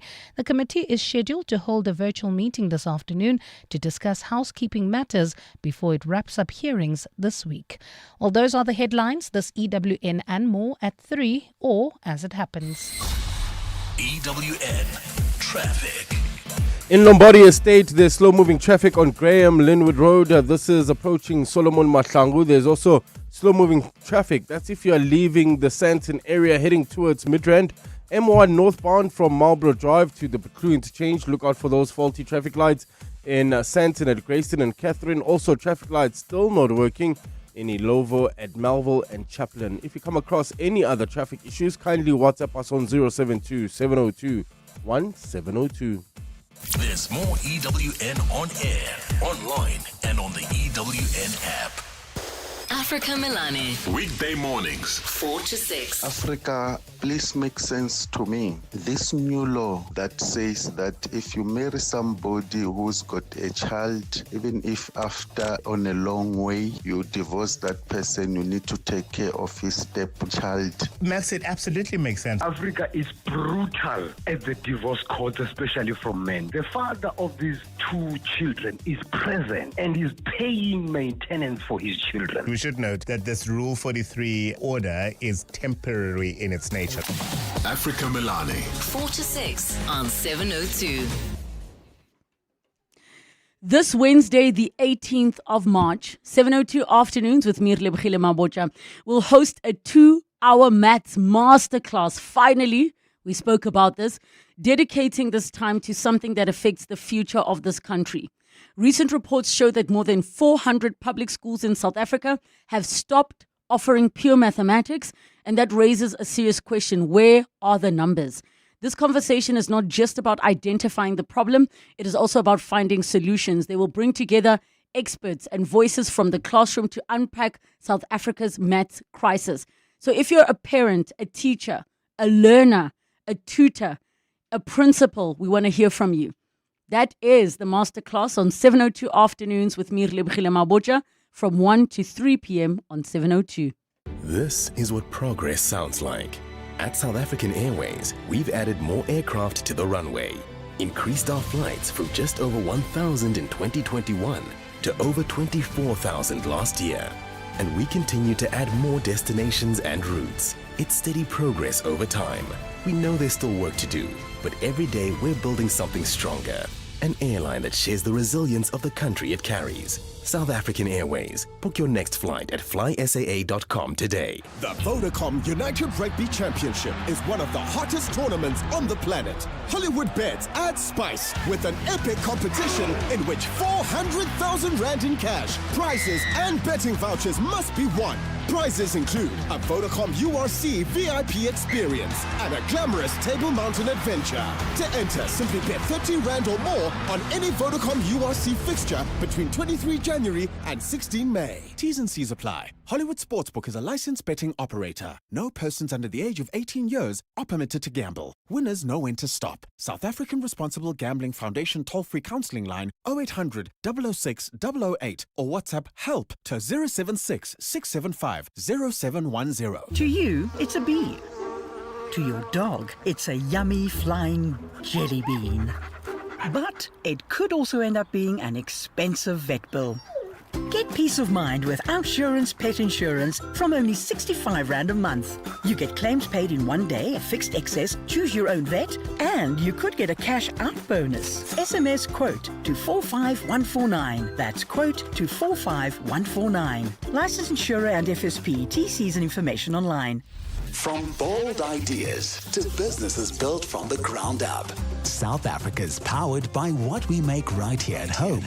This March, local takes center stage. The Buy Local Summit and Expo returns for its 14th year. Hosted by Proudly South African, 16 to 17 March at the Sandton Convention Center. Catch the Clement Mangatela show live from the summit on Tuesday the 17th for highlights, live updates and more. Discover why localization is critical to SA's economic future. That's the Clement Mangatela show, live from the Buy Local Summit and Expo, Tuesday 17 March. Brought to you by Proudly South African on 702. Coming up on 702 Drive with John Perlman. 702 Drive is coming up from 3 to 6 p.m. with John Perlman. Happy Monday, John. You have to let us know what for you is a sign that a company is not paying their people well. Yo, that's a good... So some people said, look at the parking lot. If there's only like fancy cars and no other cars and people are just using taxis. Others said, if they're constantly advertising roles like high turnover. Many people said, if the manager drinks Dragon Energy drink because it's the cheaper one. Sorry. What do you think the signs are? I must be honest. The thing that really makes me doubtful of a company, particularly if it's new, is if they have incredibly fancy offices and really expensive furniture. And so I've formed the opposite conclusions.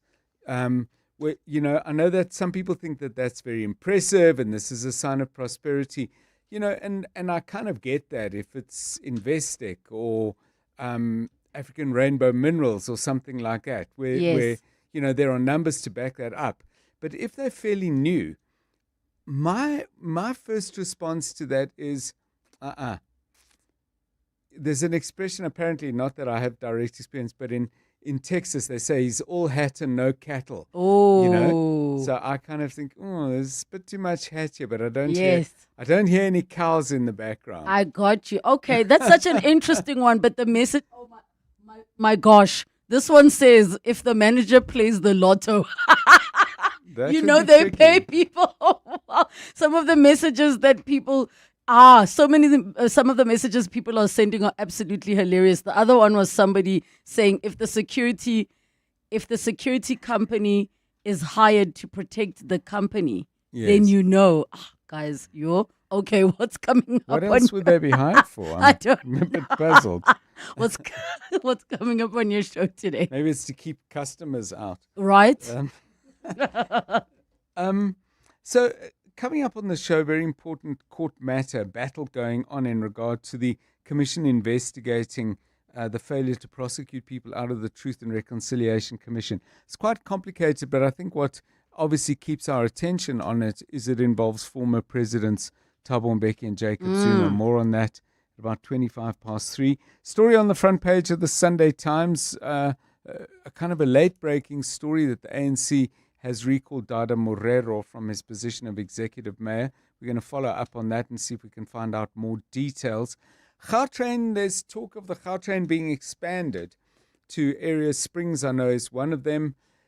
The question I have is, does that form part of a coherent, well thought out and comprehensive plan for all of Gauteng's transport needs? Because if it's just saying, oh, well, let's have the Gautrain go to this part or that, I would be concerned about that, because we have so many dysfunctional aspects of transport in the city that need investment. Yes. And I love the Gautrain and I use it, but is that the best solution? We'll explore that after 4 o'clock. Thabiso Goba is at the Madlanga Commission of Inquiry, somebody who's been absolutely central to much of the other witness and evidence giving, is somebody called Sergeant Fani Nkosi. He was originally Witness F, and then people mention his name so many times. But what he's going to have to say is going to be extremely important. Thabiso Goba is listening to every word, and he'll be with us at 10 to 5. All right, that's 7:02 Drive with John Perlman coming up from 3 to 6 p.m. 7:02. The Naked Scientist. Time for The Naked Scientist at 19 minutes to 3 o'clock. I'm so excited. Dr. Chris Smith is back, and we are going to jump straight into his questions because we've missed a week. We've got so much to get through. 011-883-0702, the WhatsApp line 072-702-1702. Welcome, Dr. Chris. Thank you so much for coming back. It is a pleasure. All right, the first one is from Tabang in Vanderbijl Park. He says, please ask the Naked Scientist, what is a hydrogen fuel cell? And since hydrogen is mixed with oxygen to produce power, does that mean we are back to steam engines? A hydrogen fuel cell is a device which takes hydrogen and releases the chemical energy in hydrogen, usually to turn it into electricity, and usually to react the hydrogen with oxygen from the air. And when you add hydrogen to oxygen, you get water. When you burn hydrogen in oxygen, you release a lot of energy and a lot of heat usually, but that is then able to escape. If you do it in a fuel cell, you can do it electrically, and you can then tap off the electricity from that reaction. It's called a redox reaction because the hydrogen and the oxygen reduce and oxidize each other accordingly. And you can then use the electricity to run a circuit. And some cars can use hydrogen fuel cells to power themselves. There are vehicles that run that way. There are other devices that can do this. It's not quite a steam engine, because in a steam engine, when you have a boiler in the steam engine, the heat energy, the thermal energy in the firebox is heating water, which is already hydrogen and oxygen reacted together, to cause a phase change, which is where you go from a liquid into a gas. And when you go from a liquid into a gas, the gas takes up maybe 1,000 times more space than the liquid does. So it's at very high pressure, and you can then use the gas to do work in your steam engine. So you run the gas into a cylinder, and the gas then pushes the cylinder in one direction, and then you can condense the gas. And this was the insight of amazing engineers hundreds of years ago, like James Watt. If you turn the gas back into a liquid again by condensing it, you then drop the pressure, and you can get work in the opposite direction as well. So you get the so-called double action of your steam cylinder. That isn't what a fuel cell's doing. That's doing things electrically. A steam engine is converting energy from chemical energy in coal or wood or some other fossil fuel or some other fuel into thermal energy, and then using that thermal energy to do work. So they're slightly different. Thank you so much, Tabang, for that question. Dr. Chris Smith, yawning. Why is it so dissatisfying when a yawn is interrupted or not complete? Yeah, it's a bit like sneezing, isn't it? Yeah, it's about the sneeze. It's I feel a bit the same like a way. Sneeze. Nothing is as bad as a sneeze that you can't quite deliver on. Yes. I thought you were going to say, why is yawning contagious, which is the other major thing. Why do we catch yawns? It's a reflex. And the reason we think we yawn, because it's usually provoked by feeling tired. And feeling tired is usually provoked by sleeplessness. And sleeplessness and fatigue is associated with higher brain temperatures because the blood flow through the brain changes. And the theory goes, and this was put forward by a guy called Gordon Gallup at New York University, I think he was working in, and he suggested that when we yawn, you're pulling a stream of cold air over the blood vessels in your skull, helping to reduce their temperature, helping to reduce blood temperature and therefore helping to reduce brain temperature and therefore boosting alertness. And that reflex, when you don't finish a reflex, it usually starts for a reason, and if you interrupt a yawn, you feel a bit shortchanged and might not feel as perked up as you were hoping. So that's probably the reason. Thank you so much for that question. One says, Relebogile, a question for the doc. If natural selection only works on traits that already exist, how did the first useful eye evolve from organizers that couldn't see at all? From Dennis. I am so confused by this question. What am I missing? Doctor, please fill in the gaps for me. I think what is being asked here is, well, how do we evolve complicated things in the first place? And the answer is that the diversity of life leads to lots of changes and lots of minor things that work in a certain way. So we know that, for instance, some bacteria and algae are sensitive to light and they can move. And if you shine a light on them, they move towards the light because they like light, because they can use it to make food. So if you've got something that's already capable of detecting light, then you can optimize that to become a structure that is even better at detecting light or better at responding to light. So how an eye might have come along, it wouldn't have suddenly come along, no animal has an eyeball and then suddenly an animal has an eyeball. It's a slow and progressive change or acquisition of changes that optimize something to work better and better and better. So you start off with just the ability to detect light by a cell, and then you get groups of those cells together so you can detect more light, and then you get groups of those cells that work together with other cells that can capture more light and focus the light with a lens, and you slowly optimize the system until you arrive at something which works as well as it possibly can in the environment in which it's working. So it's not that you suddenly make enormous great jumps.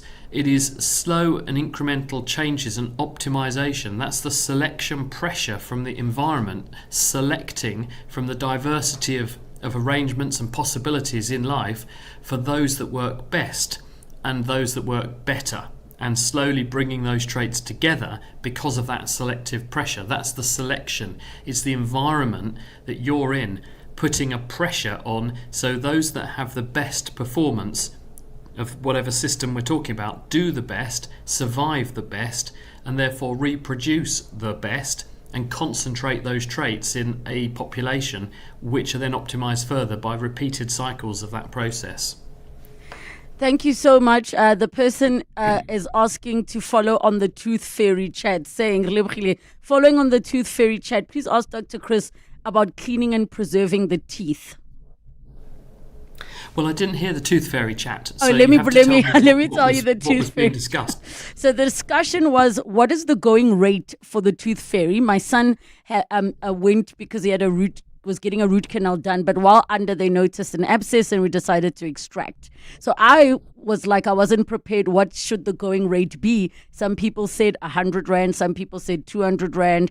I said coins. That's where it comes from. So before we get to cleaning and preserving, what's the going rate, Dr. Chris Smith, for the Tooth Fairy? Oh, I think that's quite high. 100 Rand for a Yes, tooth. it is high. Thank you. Yeah, it's high. I think that's high. I think it should be something like 20 Rand. In coins? Yeah. Okay, so let's then talk about cleaning and preserving milk teeth. Well, the way in which we clean teeth with toothpaste is just as valid in your mouth as it is out of your mouth, because toothpastes are mildly abrasive, and that helps to dislodge nasties, and they also contain fluoride and calcium salts, which helps to reinforce the surface of the tooth. So just giving them a gentle scrub with a toothbrush once they're in your hand and then rinsing them off, not letting go, of course. You don't want it to go down the drain. I'm aware of people who've lost their baby teeth down the drain and felt very, very bereft. Not only did they miss out on Tooth Fairy fees, but they missed out on part of keeping their teeth that they wanted to keep for a while. So just a gentle scrub under running water with a bit of toothpaste is an excellent way to clean a tooth in your mouth or outside your mouth.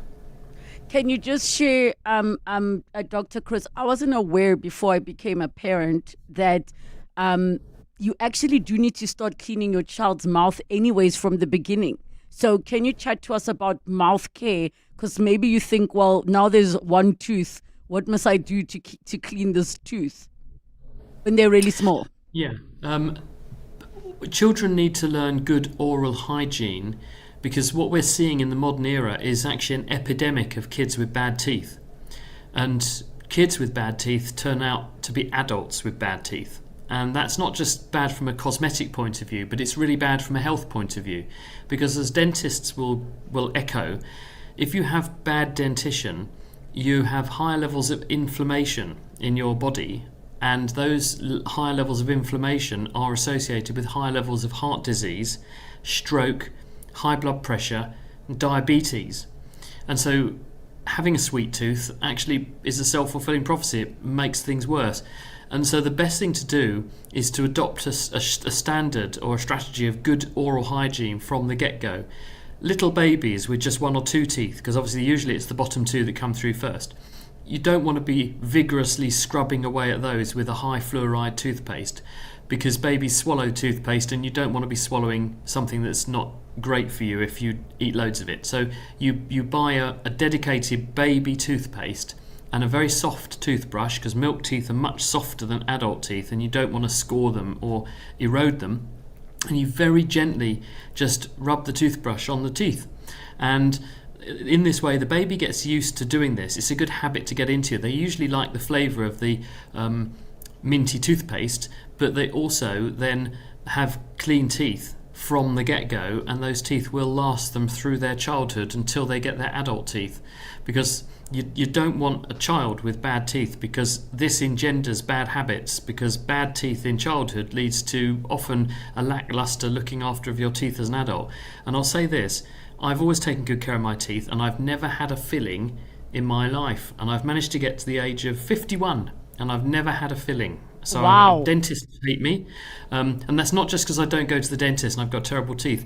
I do go to the dentist, and I grew up in a part of the world where there was a lot of fluoride in the water already, and so that helps to protect teeth. But I've always been really careful about cleaning my teeth, and I don't eat loads of sweets, and it's eating loads of sweets regularly. The odd time is fine, but it's when you do it a lot. If you eat lots of sweet things and you drink lots of sweet drinks, and parents often, they give their kids drinks in bottles and things which are full of sugar, and this fills the mouth with sugar, and the bacteria that live in our mouths turn that sugar into an acid, and the acid then eats your teeth and it dissolves them away, makes cavities, and then you get toothache. So avoiding sugary things is the secret, with good oral hygiene as well, to not have bad teeth. All right, we go to the lines. Mike in Santon, go ahead. Hi, Mike. I hope dermatology was a strong subject of yours at university. Oh, you've got a skin question, Mike. Go ahead. Yes, thank you. I've got a subcutaneous eczema accompanied by a very severe itch, which doesn't go away. The harder you scratch, the more itchy it gets. Please, can you help? Hello, Mike. I'm so sorry to hear this, and this is a really, really common thing, and they actually call it in dermatological cycles, or circles rather, the itch-scratch cycle, because the problem is eczema, or acute dermatitis, is irritation and inflammation in the skin. And this leads to the skin surface breaking down. Usually you get some kind of irritant which makes the skin surface break down, and because you scratch it, you then get allergens and things that you react to into the skin, which then triggers the release of histamine, which is the itchy chemical in your mast cells in the skin. Histamine is there to warn you there's something wrong with that patch of skin, usually because a parasite like a worm is trying to burrow through your skin, or a mosquito is trying to bite you. And so you then are alerted to that patch of your body. So what do? Well, you scratch it. Now normally when it's been a little bit of histamine and it's a little bit itchy, a little bit of a scratch is fine. And when you scratch skin, what you're doing is activating pain nerve fibers, because the scratch is slightly painful. The pain nerve fibers feed back in your spinal cord to turn off a population of nerve cells that signal itchiness. And so normally you basically, when you scratch an itchy patch, are pressing the reset button on the itch. You've drawn attention to that bit of your body, looked to see there's nothing there, you scratch it and turn the itch off. It's a bit like the burglar alarm goes off and you press that big red reset button. But in people who have more generalized inflammation in the skin with an allergic state, some kind of atopic or allergic dermatitis, in them, because it's more widespread, you get more itchy, so you scratch more, and that feels, the first time you do it, absolutely fantastic. People will say nothing compares with the sensation of relief when I get to scratch that itchy bit of skin. You even make a sound. You're like, ah. It is. It feels. Honestly, it feels glorious when you first do it. But then seconds later you're going to pay a really handsome price for that, because what you've done when you've scratched is you've actually broken down the skin more, pushed more of the allergen into the skin, and you've also perturbed more of those mast cells that are loaded up with histamine, and you've made them degranulate that histamine into the tissue, and that makes the itch you just had 10 times worse, which means you then want to scratch 10 times harder, and the histamine signal is spreading through the skin meanwhile, so the area that was itchy is getting wider and wider and wider. And if you're not careful, you will scratch right through the skin and actually cause horrible excoriation and injury. And it's a horrible situation to be in. So what dermatologists recommend is, number one, protect the skin in the first place. Things like emollient creams that keep the skin surface intact, not broken down, that's important, because then the thing you're allergic to can't get through the skin in the first place. Number two, don't scratch. If you can at all avoid it, do not scratch, because you will make it worse. Number three, if you do end up with itchiness that you can't resist, or there's a bit of broken down skin, you might need some steroid on that bit of skin, only something like hydrocortisone if it's your face, and under dermatological advice, something a bit stronger elsewhere if you need it. This can help to bring the inflammation under control. And then longer term, taking antihistamines, especially the so-called sedating antihistamines like hydroxyzine, you can take them at night so you don't scratch in your sleep, and there's a bit of a legacy effect during the day that keeps things under control. And the key is to keep your skin healthy and intact, not broken down, well moisturized, and don't scratch it. And you should be able to maintain the status quo, and of course avoid whatever it is, if you know that winds up your skin. Avoid the thing you're allergic to in the first place.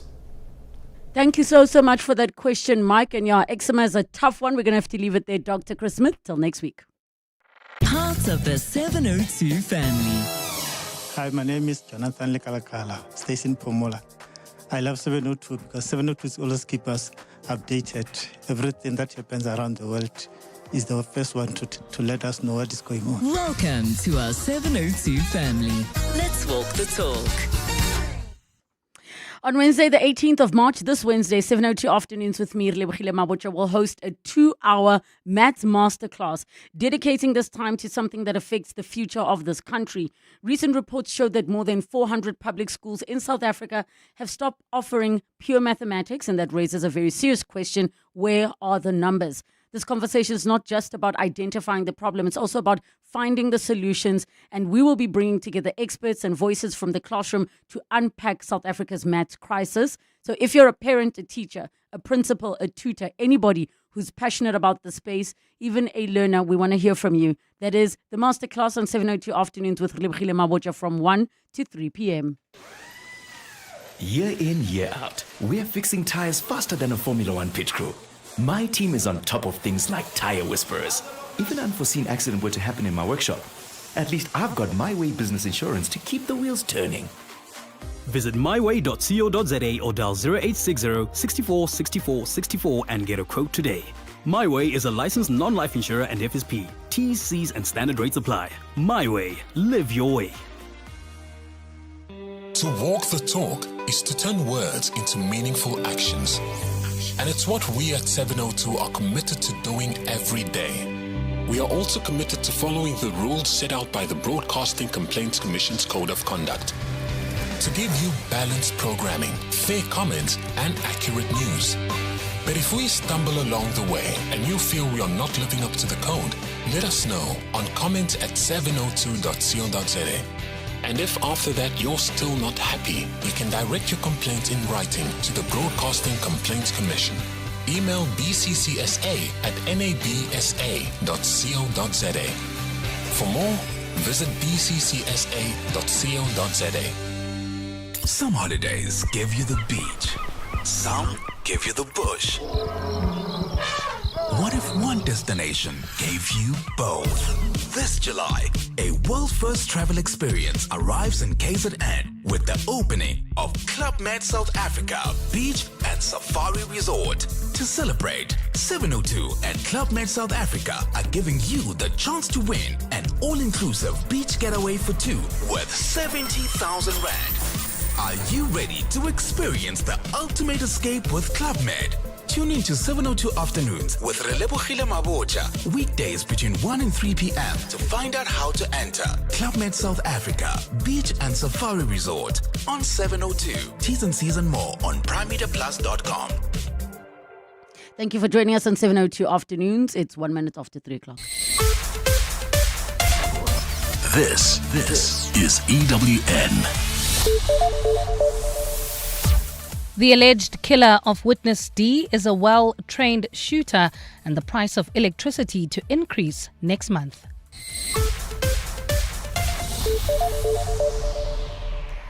Good afternoon, I'm Bali Zamini. The man accused of murdering a key witness from the Madlanga Commission is alleged to have killed him as part of a side hustle. Police say the former officer works a main job as a bodyguard for an influential family in Houghton. Matipandile Soteni appeared in the Brakpan Magistrate